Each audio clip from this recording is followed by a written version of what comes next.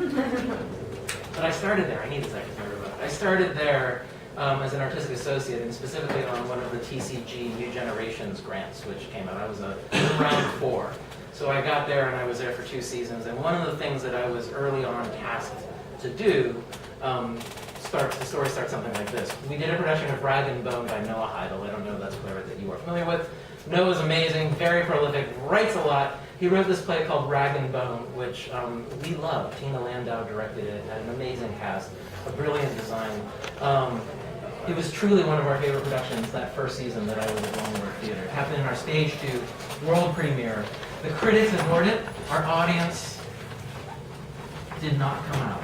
It's not to say that they hated it. It's to say that they did not come out.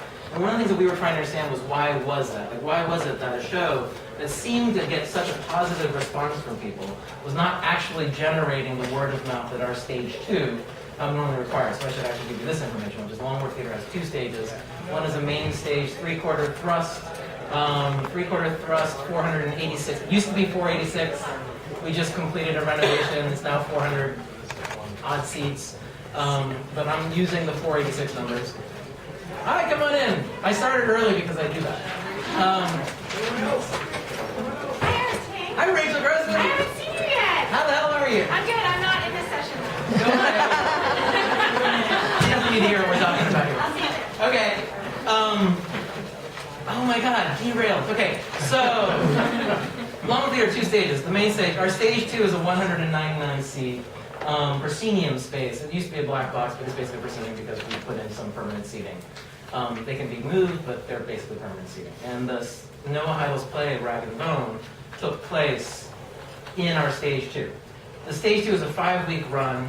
A big chunk of the early portion of that run is made up of our subscribers, but the last few weeks are actually single ticket sales, and those have primarily to do with the fact that it's just the nature of it. Most of our new plays get done in that second stage space, and because of, this is more people than I was expecting.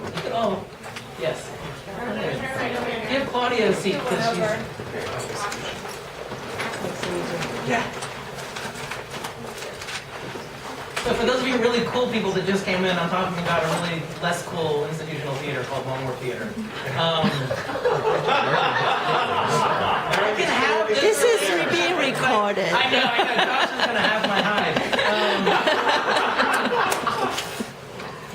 Gordon, anyhow, it doesn't matter. This could go on and on and on, but I'm going to try and get through this. Rag and Bone happened, so this play that we produced that we were really, really, really, really proud of.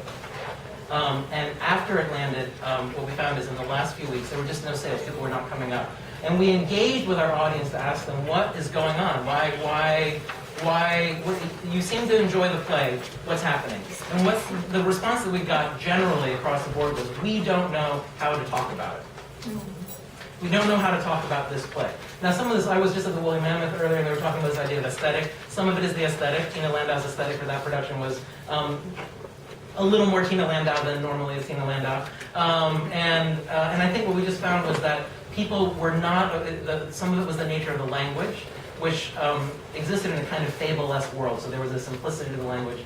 And it goes on and on and on. But across the board, what we kept coming back was people did not know how to sort of engage with it. So the first thing that Wharf Theatre had me do was, Gordon asked me to investigate the way, what I would describe as, I'm gonna just say this, investigate an ecology for audience engagement. It's not something that Wharf Theatre had done very much prior to this point in time. And we were looking at what is the environment within which our audience is entering the space, how are they coming to the play. Again, none of this is gonna be new, so I'll just try and entertain you with my witty charm.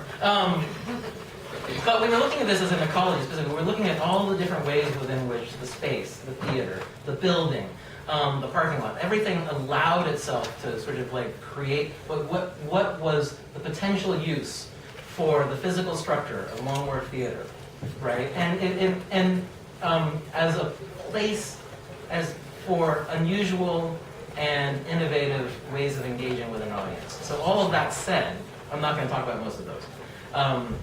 But one of the big things that we were talking about was, in particular, this idea of a 360-degree experience for the audience, right? It's something that I think we've all heard about, which is how do we not just look at the programming that's happening on our stage, but actually how do we direct everything that we do around that program as a thing, as a sort of like what I talk about is feedback a lot. A lot of my conversation is about how do programs that we present as a peripheral programming to the work that we do feedback into the work that we're presenting on our stages. So 360 degrees. So we created a set of criteria. This is for what it's worth. It's a way, if you're interested in developing programs like this that are about engagement, we looked at a series of 6 criteria, which is identify, activate, engage, empower, extend, and sustain. That seems pretty clear, right? And I'm going to run you through a kind of example of how we use this criteria, and it's all going to lead us eventually to the Spark program. So. We started with identifying. We started with this question of identifying the underutilized assets at Wharf Theatre. Again, Wharf Theatre, when I got there, we had just celebrated, we were in the process of celebrating our 40th anniversary. So it's one of those kinds of like old, embedded institutions. You're dealing with that kind of environment you're dealing with. And how many of you work with an institution that's it's been around more than 10 years? 20 years? 30 years? 40 years? 50 years? Claudia. I know, it's great. And so those of you, of course, that have been doing this know that sometimes it's actually quite hard to make change happen in the space. And Wharf had for many years really just relied upon the program that it was doing. There's all sorts of really sort of like bad practices that I won't go into because I'm being videotaped. But let me ask this question of you. I'm just going to throw this out to the bunch, which is if I were to ask you, what are some of the underutilized assets at your theater? What would some of your ideas be? Just shoot, go. Empty wall space. Empty wall space, great. Other things? Our interns. Your interns are underutilized? Well, depending on program. Okay, because that's so unusual. Let me just say, I think most of our interns are probably illegally overutilized. Empty theater. Empty theaters, empty spaces, great. Yes, what else? Our courtyard. Sorry? Our courtyard, empty space. Courtyard, great space, absolutely. Other things, what other things? Parking lot. Parking lot, absolutely. So you actually notice a lot of these have to do with space. That's interesting. That's actually really, really kind of interesting. And we're talking about the space. What other things would you say? Unique cultural landscape. Aha. Interesting. The unique cultural landscape of the theater? Of both the theater and the larger community? Yeah. The location of the theater. Yeah. Fantastic, great. Wharf is located in probably the ugliest space on earth, so we don't really use that as a marketing tool. Although we like to say that we did it on purpose so that it would accentuate the beauty of the sets in the space. Those things, yeah. The relationship we have with artists, particularly playwrights. Relationship with artists. Oh, great! I love that. Yes, that was on our list. It's not going to be on the list that you're going to see here in a moment, but. Other things, yeah? Small blocks of time, idle time for house management and box office. Idle time, fantastic. So staff, that's another question. So when those underutilized staff assets. The artistic capacities of staff who are not always working in the building as artists, but Yes. who are amazing artists. Yes. How many of you identify as artists in this room? Okay, good. How many of you, is that true? Just like, I'd say about 75, 80% of you identify as artists? That's great. Good. How many of you are not? Okay, I shouldn't say it that way. I'm going to stop right there. That's good. But yes, I think this is true of Wharf. I'm not going to open that door, but I think this is true of Wharf as well. Wharf Theatre has, we have a large pool. The vast majority, in fact, of our staff came into it through the art, either as an actor, as a director, but definitely that was sort of where their heart sort of originates, and I think continues to live. Anything else? Okay, I'm going to just skip to my next slide. So for the purposes of this conversation, I'm going to talk about 3 in particular we identified, right? All of these, of course, have to do with physical space. The first is rehearsal space, the second is public space, and the third is the seats. So the rehearsal space, obviously, is the rehearsal room, right? At Wharf Theatre, we program a standard season that goes from fall to spring. What that meant was in our summers, which is we started to use when I got there, the theaters themselves we used as a presenting house, and so we sort of like would bring in other shows that were sort of more designed for our summer audiences. I won't go into that because I'm a little embarrassed by it. But in the rest of it, what we found is that in the summer, the one thing that was always empty was our rehearsal halls, and so that was one thing that we were interested in and very much aware of. Yeah, here we go. So the rehearsal space. So one of the things that we came up with here was actually this idea of a space grant. So at Wharf Theatre, we semi-regularly, the artistic department in particular, administers what we call space grants, which are basically exactly what it sounds like. If a small theater company is interested in having access to a rehearsal space, and to a lesser extent to our props and costume storage, they can apply, they'll apply for a grant, and they'll basically be given access to a space. They can come into the rehearsal room, they can use it whenever they want during the hours of the theater. They have access to everything else, and it doesn't cost us anything. It doesn't cost us a thing, actually. At the moment. It probably should cost us more than it does, but it doesn't at the moment. And that's just something that we did. So that was the rehearsal space. The public space, of course, now many of you mentioned the parking lot. I'd love to hear about ideas around parking lots. One of the things that we just knew about was the lobby. So the wall space in particular is just an example. And I think this lent itself to a series of lobby exhibits early on. The big thing for us for our lobby exhibits was that we specifically created installation exhibits. So they were not primarily about information download, right?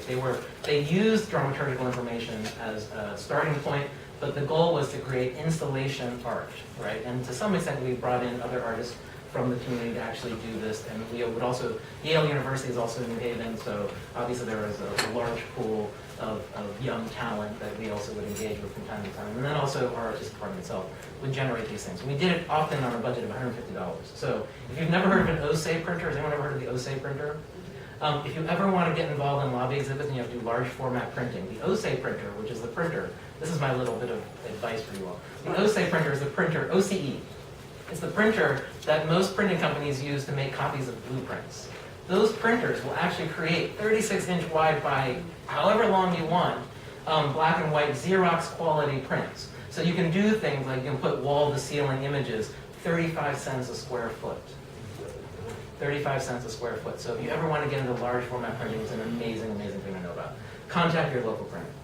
The last thing, which is the thing we're going to focus on here today, of course, is the seat, which I didn't hear anybody mention. And obviously the seats, in particular what I'm referring to are the empty seats, right? I know very, very few theaters that don't have some kind of capacity at every performance. And I think the big question has always come down to how do we as a field activate that, right? And I think Josh Bornstein is currently our managing director. I think the youngest managing director amongst the Wharf Theatre is that's for Josh. I think that he had this really great, what are the big audacious goals, those big old bad things, right? So Josh's whole thing was he really wanted to have, he wanted to have, his goal was to always have a full house. Nothing bigger, nothing less. A full house as much as possible. And so I kind of really took that and ran with it a little bit. Good. So next on the list is activate. So, I'm going to talk about that. We looked at the average house size. The average house size, our main stage is 486 seats at the time. Stage 2 was 199 seats. We average about 80% capacity, which means 388 patrons on the main stage, 159 patrons in the stage 2 in any one performance, right? And the question became, how do we engage with these individuals? So before I talk about the empty seats, I'm going to talk about the full seats. All right, so the full seats really basically, we went from, we were looking at how do we engage with the 388 to 159. So we looked at the 3 different ways to engage that are the common ones, right? Which is the pre-show, the symposia series, which tends to be any kind of like panel conversation, ideas conversation. Most theaters have them, everybody does it. We started one of those as well, and then the post-show. This is going to bring me to that perennial favorite, which is the talk back. Does anybody want to leave now? Okay, good. So the talk back, which everybody knows about, of course, is, let me just say this. I hate bad talkbacks. I hate bad talkbacks more than I hate just about anything else in the theater. I hate bad talkbacks significantly more than I hate bad theater. This is, at least in bad theater, I always find something about bad theater to like. I rarely find anything about a bad talkback to like. So if anybody is interested in starting a talkback, if you haven't already done so, if you're doing a bad talkback, let me right now warn you not to do that. It's a terrible experience. It ruins it for everybody. I mean, it's finally the last thing an audience member has. It's the last experience that an audience member has in your building if you do that, right? It's set up that way, right, as opposed to a sort of thing. But we committed early on to doing a post-show conversation after every performance of every production at Wharf Theatre. That was about 7 years ago. We've been doing it ever since. I, as the associate artistic director, have led, I would say, about 80% of them. So I've got a lot of hours of talkbacks under my belt. And we can maybe talk about what that is later on, but I know there's best practices to it. And certainly that will fall under one of the challenges of it, which is time commitment. But, yes, so we had a total of 280 performances a year. And we created this thing called the Ghost Light. This is all leading up to Spark. But the Ghost Light, Spark actually, the name for Spark, comes originally from the Ghost Light name for this. And the reason it's called the Ghost Light is because basically the person moderating the talkback had to plug in the Ghost Light every night after the talkback. That was just where it came from, and that's where it started. And this started initially in the first season with just the new plays. We just wanted to test it out to see whether or not it made sense. And then eventually it expanded to that. The purpose of these talkbacks, the sort of like governing idea behind the talkbacks is, and again, this is probably something you've heard, so for what it's worth. The governing idea behind our Ghost Light series is that in all situations, the idea is always to promote conversation and dialogue amongst the audience and never to be the source of it. So you're never talking to, and you're hardly ever talking with. If anything, you're sort of like on the outside trying to sort of invite people to engage with each other. So one way that we do that actually is this, which is that at Wharf Theatre they're not mics, so everything is sort of spoken. And our audiences, I don't know about your audiences, but our audiences are a little old, and so they tend to be a little soft spoken. And so what we do is we just say from the very beginning, we're gonna repeat your questions, and we apologize for any paraphrasing that occurs. What that enables us to do is enable us to hear the question, enables us to ask the question back of the audience, and to direct it in such a way that expands upon what we consider the question to be in a way that engages more directly with the work. So that's a kind of governing idea behind the talkback. So for what it's worth, what we found over time was that we went from a 5 to 10% retention rate in the audience to now we average 18 to 20% of performance. So 18 to 20% of performance translates into on the main stage, 77 people a night, and on the stage 231 people a night, which in total for, I would say, a run, 2,464 individuals who have self-identified as being committed to the work that we do in such a way that they want to continue the conversation around it. On the main stage, 1,240 on the stage too. And we were doing this, and these are people, like, these were unique individuals, right? So I should go back. These were unique individuals that we were interested in engaging with. And these, of course, would come back, obviously, right? So some of them were single ticket sales. Some of them were people who were like just coming out to see Kathleen Turner, coming out to see Brian Denny, or whatever that was. And some of them were subscribers, and some of them were coming back. So we were talking to them, we were engaging with them 2, 3, 4, 6 times a year, right? In a kind of really intimate setting, and we were using people from the artistic staff. So I might, at some point, if somebody has a question about this, talk about, like, we did actually begin to bring in other staff members, so people who were not not artistic staff members, but they were self-identified as artists themselves on the staff. They were interested in engaging with it, and we can talk a little bit about what that was, but that's, again, not what we're here to talk about. But this was just a number that we were interested in, and so that became a question of, like, how do we then, once we've identified these individuals, how do we activate these individuals, right? And so that was where that comes from. Once we activated them through these conversations, we were like, let's ask them a question, and we wanted to engage with them. The question we asked them was, what is it that you want? So you're staying for this. Is there something else that you want that we don't understand? What is the thing that you want? There were 3 things in particular that they were interested in. That was education, community, and access. So what does that mean? Education is they wanted to continue. They were the quote-unquote lifelong learners that everybody. I mean, I have a problem with that phrase actually because I feel like anybody who goes to the theater is by nature a lifelong learner. But this is a phrase that keeps coming up over and over and over again, so I'm using it. But there's a big old asterisk next to it, not up there.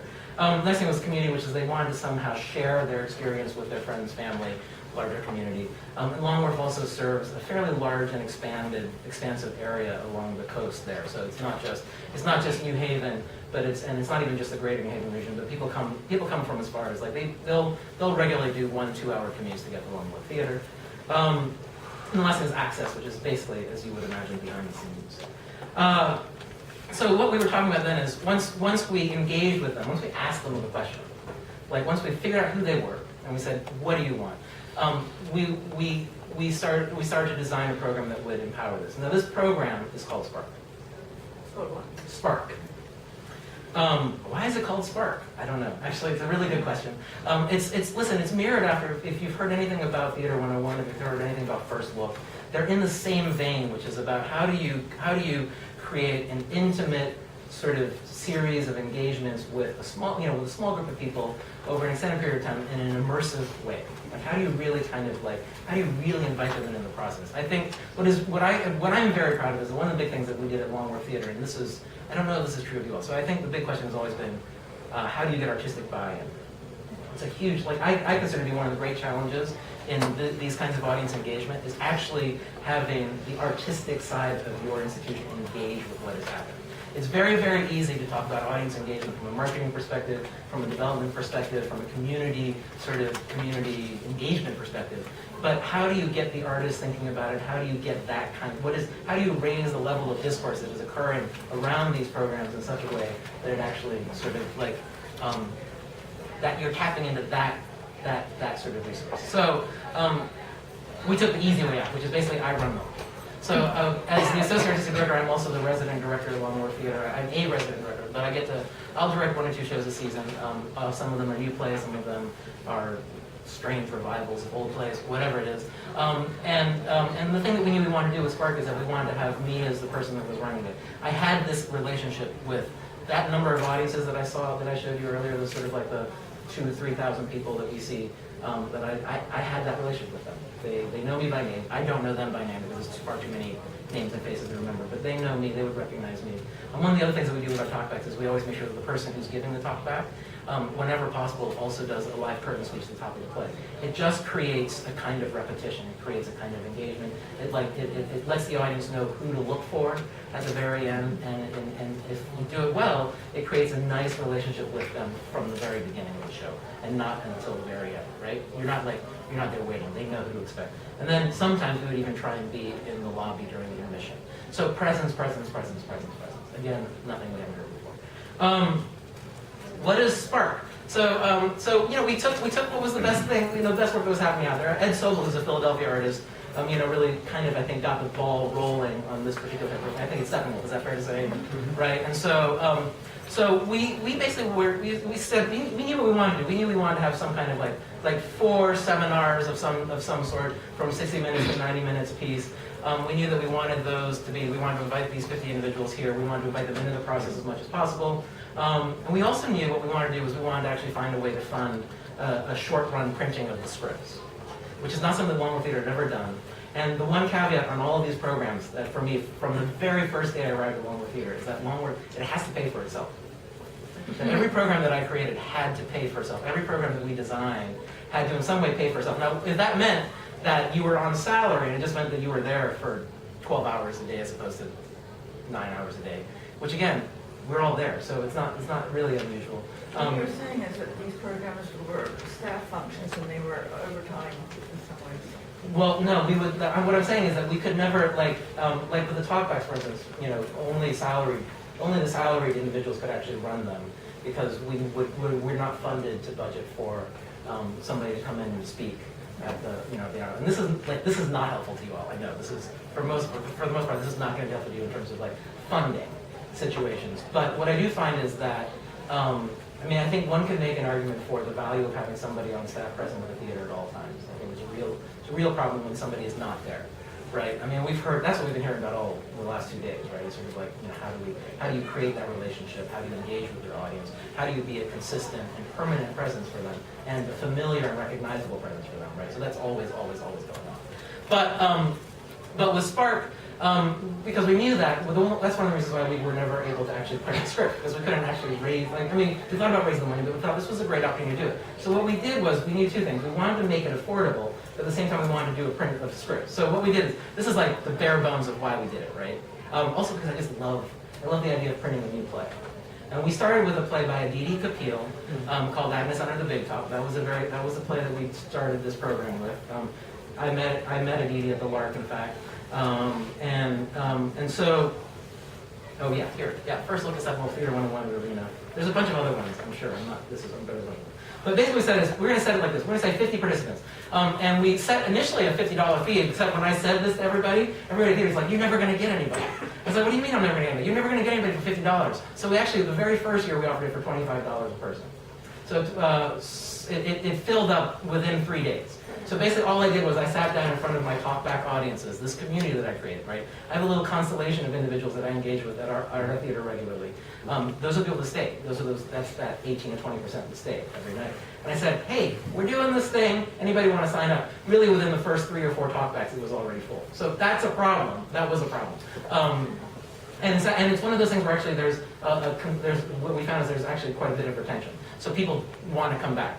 And so because it's a 50-person, there's a 50-person cap on the program, and we're now investigating having additional ones.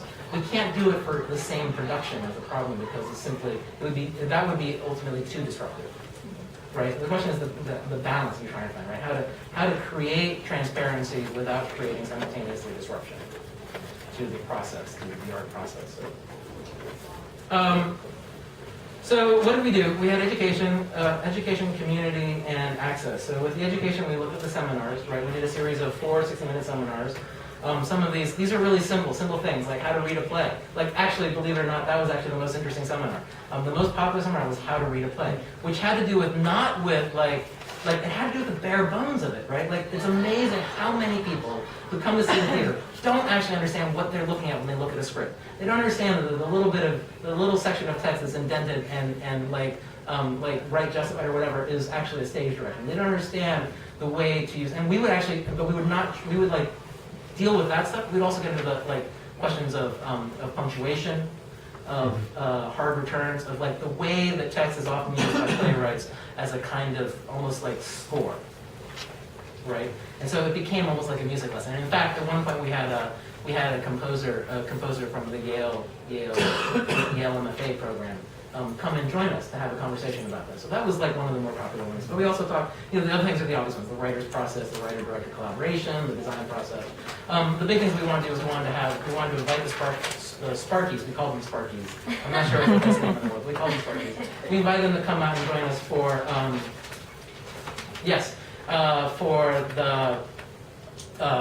the first rehearsal. So they were there for the presentation and everything for the first reading. We invited them to come out for a check rehearsal. We engaged them in all these different questions. They were often Monday night events on the occasion, with the exception of when they were these other things. And then we had a meeting with them after opening. So the idea was to track the entire journey. Yep. These programs were not new plays. These were to talk about the play on the stage at the time. It was about the play that we attached the Spark program to one production a season. It started, and actually the times that we've done it have always been attached to new plays. This season is the first season actually where it's not attached to a new play. We're doing it for Clybourne Park. And we're doing it for Clybourne Park for the same reason that I think many people are finding when you do Clybourne Park, is there's actually a remarkable amount of dialogue that occurs around the play, and we just wanted to really kind of activate that from use every tool in our arsenal to activate that. People are paying $50 to have 4 discussions around Clybourne Park, which includes how to read a play and tell me more. Oh, I'll talk to you about that in a little bit, but it's just like the writer-director process, like the collaboration, whenever there's a playwright, we'd all gather together and we hang out together. I'll give you a list at the end here if that's interesting. So that was the education element. The access element of it was we created an email address, spark@onework.org. Now basically what that was direct access to every member to reach out to somebody on the artistic staff. They could ask any question of us anywhere along the way. We found ourselves at one point for, let's see, the one that we did last year was I did an adaptation of the Scottish play set during the Vietnam War, and it was a 5-person. That's a whole nother story. But that was a really great time. But at one point I was answering probably 15 emails a day, just from these individuals, right? Like crazy questions. And the last thing was community, and so we instituted a 2-chair policy. The 2-chair policy basically was this idea that there would always be 2 chairs present in the rehearsal hall, and any member of the Spark program could sign out one of those chairs with the idea that they would bring a guest with them to sit in the second chair. So they were then subsequently empowered to engage with people. This did not cost us anything. Again, not